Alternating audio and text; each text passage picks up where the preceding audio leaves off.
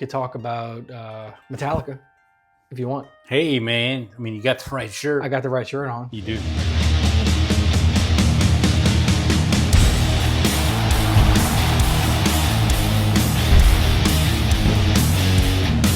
But by the time, I started listening to them, they had 3 or 4 albums out already.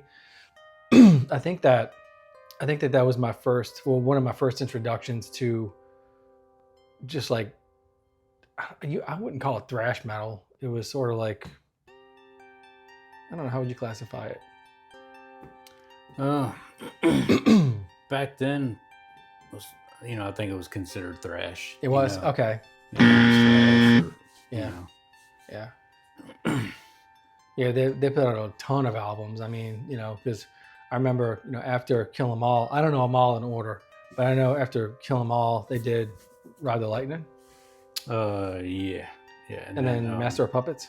Yep. And then Injustice for All. Yep. And then the Black Album. Mm-hmm. And then what? Load, and then Reload. Mm-hmm.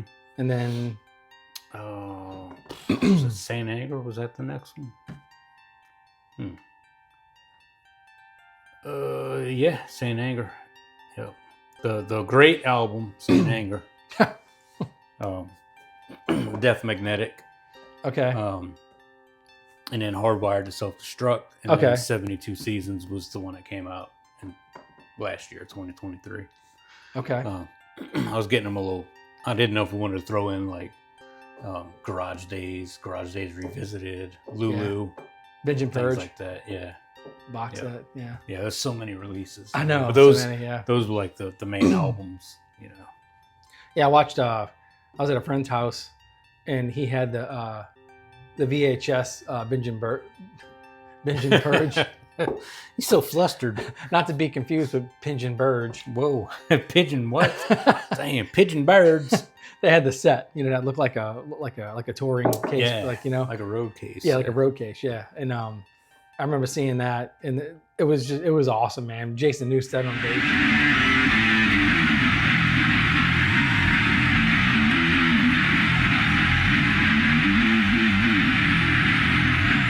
I miss him being in the band. Me too. Cliff more than anybody, the first bassist, who was talented way beyond his years. Yeah.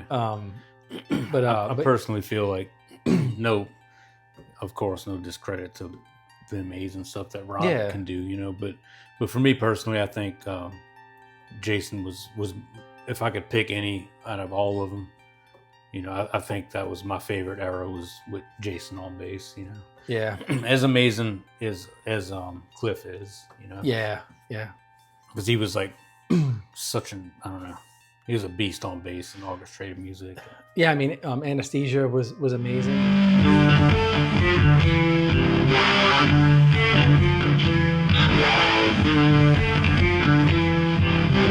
I didn't. Well, so I was a new musician at the time, so I didn't pay attention to every single aspect of the music, at that time in my life. But I didn't. Having a bass solo or like a bass driven song at that point in my life and hearing it really opened my mind up. Yeah. To like what a bass player's role is in a band, and what a good bass player could lend to to the music, right? Yeah. So it's pretty incredible. Yeah. I mean, that Orion.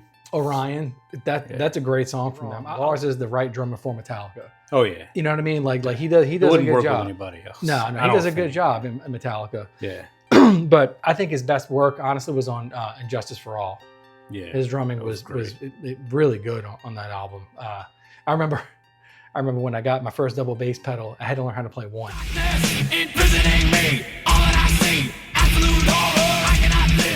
Yeah. Because that was like what all the drummers wanted to learn how to play. Right. At the time, if you could play that, you arrived. Oh yeah. So it was pretty cool. Learning that and things like that. Yeah, we once had a bass player that came to try out for one of the bands that I was in at some point, and we used to practice in my backyard at the time, and we were taking a break. I had to run inside to get something to drink or bathroom break or whatever. And while I was out there, I heard the intro to Anastasia. Really? Pulling Teeth, and I was like, he's in. That's our bass player. That's all it takes. That's all it takes. Yep. Yeah. And Cliff played on a 4-string bass, didn't he?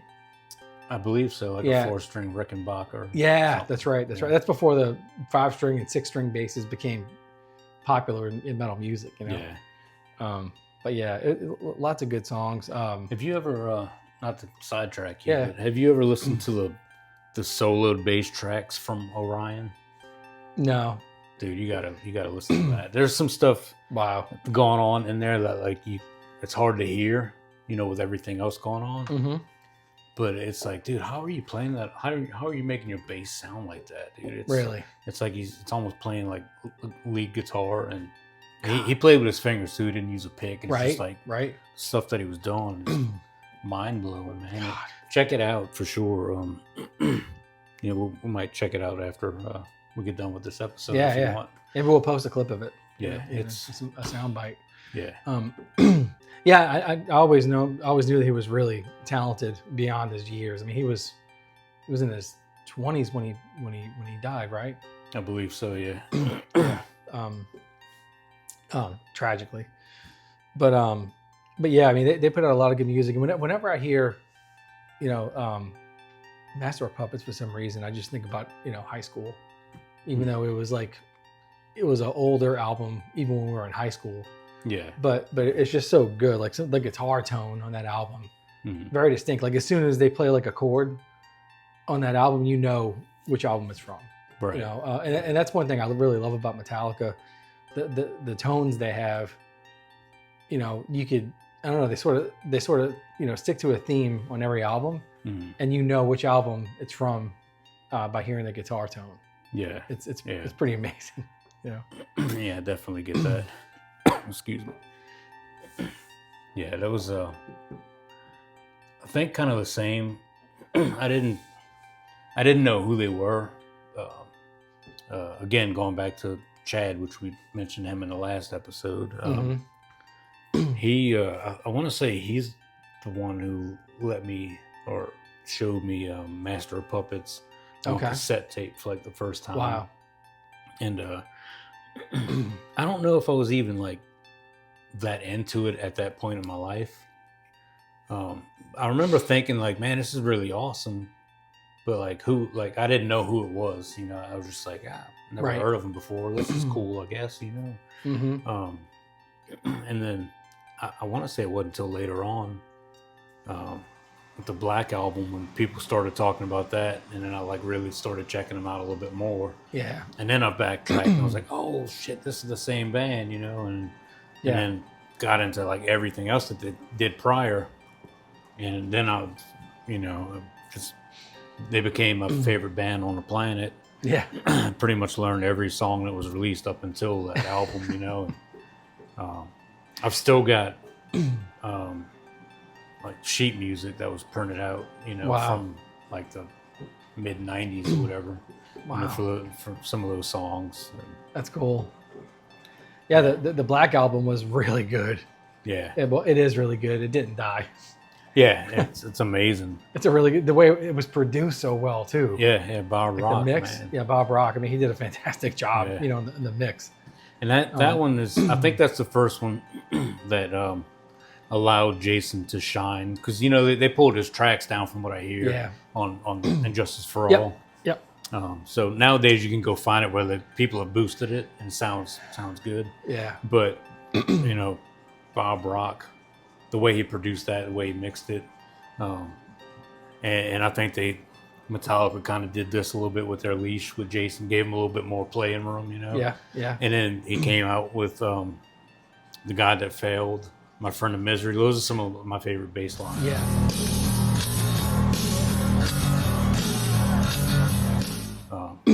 And the energy that he brought to the band, like, you know, it's seeing them live with Jason and the Binge and Purge and stuff. And, like I said, I'll go see him every time I can with Rob. Rob's amazing and stuff. He's good.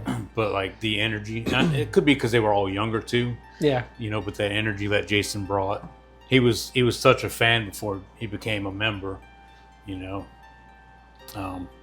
Yeah, but he had a huge presence on stage. Yeah, and I remember seeing something, reading something a while back where he said that that these days he wouldn't be able to go back to Metallica if the spot was open, just because I guess he knows his limitations physically, and he was like, yeah, he's like, I probably couldn't make it through a show these days. Wow. And I get that, like being a little bit older now, and thinking about the intensity that I would put into shows. You know, like I definitely get where he's coming from. And I think James actually said this a while back, like there's a small percentage of people that he knows and that they've played and toured with and stuff that hasn't had to have some kind of back or neck surgery. Oh God, yeah, I can imagine. You know, just from all the headbanging and running around, and 8 to 10 pound or 6 to like 8 or 9 pound guitars. I was gonna say the guitars are heavy. You know, and drummers are sitting in a probably bad posture most of the time. Oh God, yeah. Well, Jason Newsted also had other bands. I knew about Echo Brain, but I wanted to look up some other ones just to name them. You know. Oh yeah. He was in Flotsam and Jetsam. Yeah. In Spastic Children, Rockstar Supernova. I never heard of like, most of these bands. Yeah. Papa Wheelie. That's a cool name. Yeah. Voivod. Yeah. And Who Cares? Yeah. Who cares? That's the best name ever. Yeah. So he was in 1, 2, 3, 4, 5, 6, 7, 8 side projects. Yeah. Or bands, like full-time bands after Metallica and during. Yeah. I think that was one of the reasons why Jason left Metallica, because I think it was he was getting Echo Brain back together. Yeah, and they told him no. Yeah, because I think that was a previous band before Metallica. Okay. And there was some of his buddies that he kind of used to jam with. Yeah. And he wanted to start jamming with them again and start doing some smaller gigs or whatever, just jamming with friends again. Yeah. And it just rubbed them the wrong way from what I got out of it. Yeah. They were just like, if you're doing that, that's taking your focus away from this, and this is our baby. And actually, I think if it's the same interview, I think James was like, that's just how that's how I learned how to love people and things. He was like, I learned, like, if you love something, kind of strangle the hell out of it. Yeah, keep it close. Yeah. Wow. And he was like, and it forced him out or whatever, came down to kind of like an ultimatum, and he was like, all right. Wow. Yeah, I mean, they've been through a lot. They had 3 different bass players, and then 4 if you count McGovney. Yeah, it was before Cliff. Yeah. Wow. And then you had Dave Mustaine, who played lead, before Kurt got in. Yeah. Who's now, at Megadeth, for those of you who don't know. I mean, Metallica is it's one of the biggest name bands in the world. Yeah. Yeah. It's one of those ones that I could sit here and talk to you all night about, Yeah. Different out, can break down albums, and, a lot of people obviously loved, but a lot of people didn't like Load and Reload. Yeah. Because they changed or whatever. But for me, that's some of their best writing, especially as I had gotten older, and then looking back at the what's actually happening musically, and then like actually paying attention to the stories inside the songs. Yeah. Like, man, that's some good stuff, man. Yeah. What's your favorite song off of Master of Puppets? Here to name one. Oh man, that's a tough one. Damn. I was gonna say I could break it down to 3, and then a 4th one popped into my head. But obviously, Master of Puppets is a masterpiece. Yep. It kind of covers every style of their music in that one song.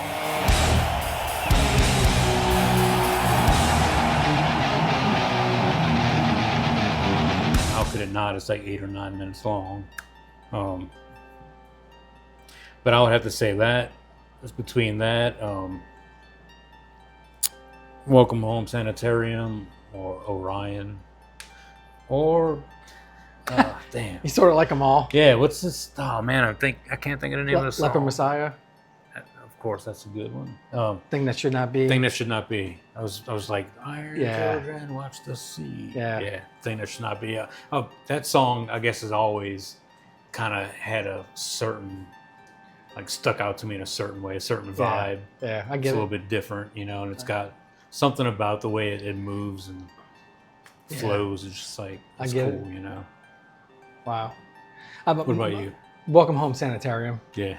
Nice. That guitar rhythm in the beginning always got me. It's so, like, it's soothing to me. I don't know. I just love it. Yeah. You know? But yeah. I know Metallica's your favorite band. If you were on an island and you can only take one of their albums with you, you bastard, to listen to, oh man, which album would you take? Oh man, do I have to take one? Because I don't want none if I can't have them all.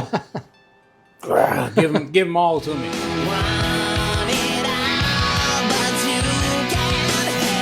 Oh, that's what I'm gonna call it. Take them all. If you had to take one. If I had to take one, oh god.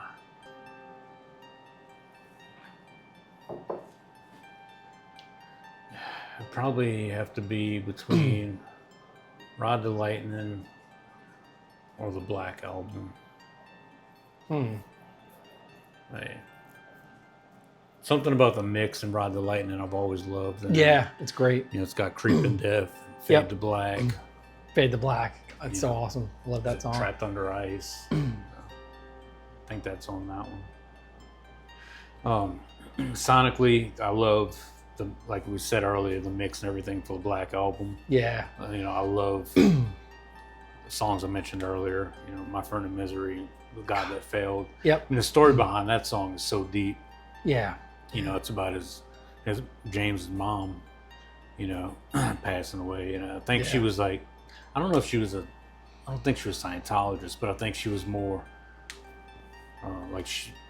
no, she wasn't. She was religious, I believe, but she wouldn't allow science to. Jehovah's Witness?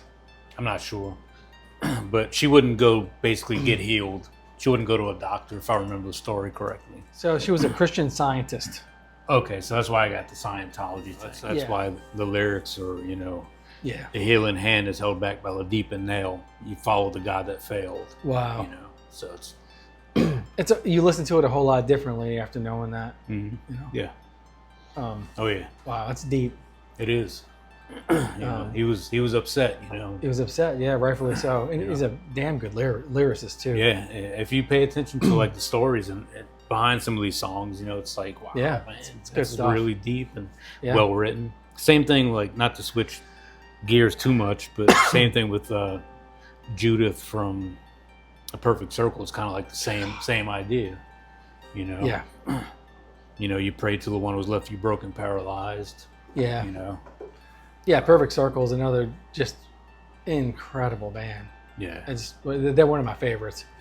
And Tool also, of course. Right. But, you know, Perfect Circle is definitely a different vibe. You know, the Stone and Echo album from Perfect Circle is my favorite album by far. So good. God. I want to see them at the Red Rocks so bad. So do I. Yeah. If you haven't heard Stone and Echo, it's a concert recording pretty much at the Red Rocks in Colorado, and it's a phenomenal album. They do some cover songs, some originals, but I could literally just leave it play from start to finish and just enjoy the hell out of the whole thing. It's amazing. You know, a lot of people haven't even heard of it, even like fans of like Maynard. So it's not a really, well, as far as I knew, it wasn't a very well-known album. I stumbled upon it one day, and I listen to it still all the time. Yeah, it's good. It's really good. Yeah. But yeah. Yeah, we'll have to cover them in the near future. Yeah. You know. Yeah. But what would your favorite song be? Well, you already told me from Master of Puppets. Yeah. So what about Kill 'Em All? Seek and Destroy. Yeah. Because we played that song. Oh yeah. You know, we jammed to that song before, and it's just such a fun song to play musically. You know, just I don't know. You can kind of get in a pocket and just go with it. You know. So I think it's a fun one. It's a real fun one, right? Definitely. So Seek and Destroy off of Kill 'Em All would definitely be my favorite. And I really like, you mentioned The God That Failed, that bass line in the beginning. It's just such a deep sound. It's a full sounding song, if that makes sense. So Yeah. I really love that song, and it, I know a lot of people say, well, I like the stuff that's not on the radio, but they have so many good songs that weren't popular, Mm-hmm. and I like a lot of those more than some of the more popular ones, Yeah, but they're all good, Definitely. I remember going off on a slight tangent here, but I remember going to a fair one day, just like a family fair, and somebody blasted "Sad But True," like That's so and it was just like a huge song, and I was like, I just took a deep breath, like, oh my God, they're playing "Sad But True." I'm so happy right now. Yeah. Because I was so young and so into metal, and just wanted to be in Metallica. You know what I mean? Like I wanted to do that. I wanted to play music for a living. Like that's what I was convinced that was going to be my career. Yep. Yeah. Couldn't tell you any different.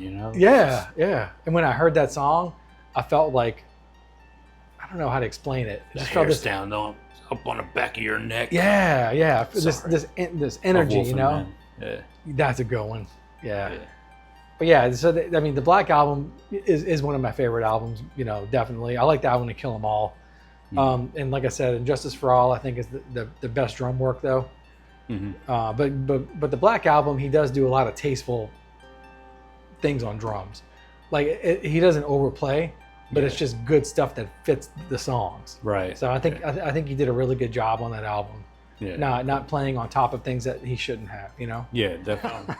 Sad but true. It always throws me off. There's something, at least to my ears. I'm not like the best with like crazy time signatures and stuff, but like if I jam with a drummer and we're jamming and something doesn't fit like a fill because the timing is different, the next time we come around, I'll know it's coming and I'll switch on time. Like I can make that switch because I've jammed with enough drummers. I think I'm confident that I can do that. But for some reason, that little break in Sad But True in the beginning, like where they stop. Right before that comes back in, the timing and all that throws me off, man. Yeah, they're definitely playing to like some sort of like internal click track. Yeah. To get that right, because it's not like I don't think it's a typical time signature. Yeah. I've analyzed it a little bit long time ago. I'm like, sometimes I got it right, sometimes I didn't. Yeah. I love everything they've done. Just about. I wasn't a fan of the Lulu album. I don't know if you heard any of that stuff. No, I haven't heard any of that. No. It's like they wrote the music or whatever, and then they had Lou Reed just like talking over it, doing poetry or something. I don't know. Lulu? I didn't really get it. It's called Lulu. Like L-U. Okay. But I guess they were Lou Reed fans, and, it meant a lot to them. Yeah. Huh. That's cool. I think it was on Reload. I can't think of the name of. Low Man's Lyric. I don't know if you listen to that one or if that rings a bell. I don't remember. Yeah. But it's awesome, man. Yeah. They use this. I don't know. It's like 1800s or something. I don't remember. Let me look that up real quick. When did this? When was?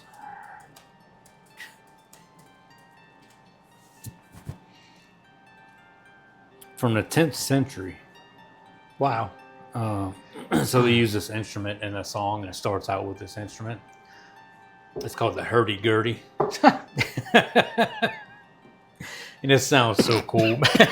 Take it easy, man.